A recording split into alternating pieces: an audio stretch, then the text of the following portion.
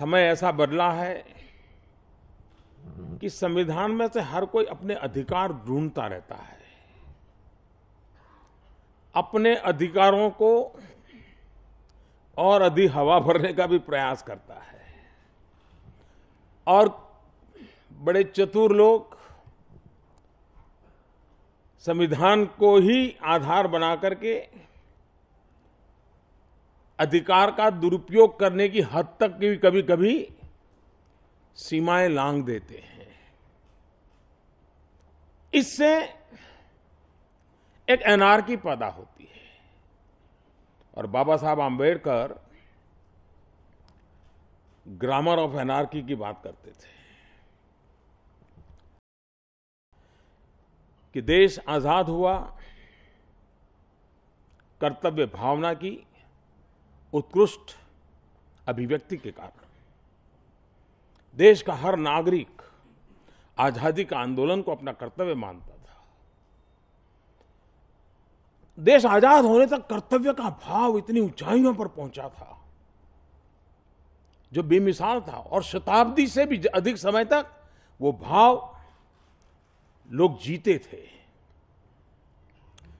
लेकिन आजादी के तुरंत बाद उस ऊंचाई से अचानक हम ऐसे नीचे आए कि कर्तव्य का सारा भाव अधिकार में परिवर्तित हो गया और अधिकार, हक, मेरा क्या, इसने इस प्रकार से जीवन को ग्रसित कर लिया कि कर्तव्य का लोप होता चला जा रहा है। हम संविधान के माध्यम से कर्तव्य और अधिकार का संतुलन कैसे बिठाएं,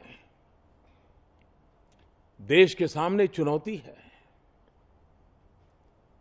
उसको लगता है कि 70 साल तक इसी कानून नियमों का दुरुपयोग करने वालों ने देश को भ्रष्टाचार में डुबो दिया। संविधान कानून का दुरुपयोग करके किया है। इस सरकार के इस निर्णय के संबंध में बहुत कम आलोचना हो रही है, लेकिन कुछ लोगों की आलोचना क्या है? आलोचना यह है कि सरकार ने पूरी तैयारी नहीं की। मैं समझता हूं कि मुद्दा यह नहीं है कि सरकार ने पूरी तैयारी नहीं की। ऐसे लोगों की पीड़ा इस बात की है कि सरकार ने किसी को तैयारी करने का समय नहीं दिया।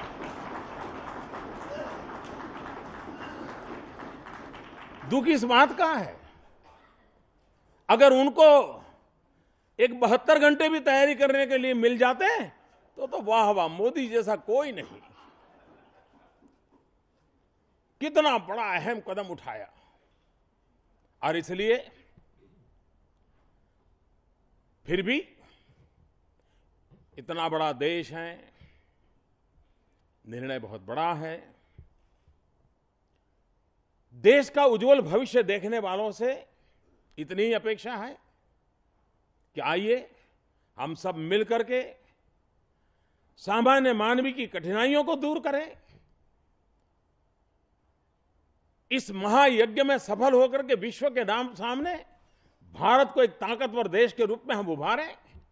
सारा दुनिया जब सर्वे होता है कि भ्रष्टाचार की कतार में बहुत अग्रिम पंक्ति में भारत का नाम नजर आता है, भारत को नीचा देखना पड़ता है।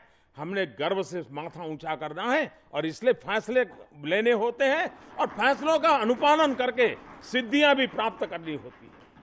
और मैं निमंत्रण देता हूं सभी राजनीतिक दलों को, सामाजिक संस्थाओं को, मीडिया को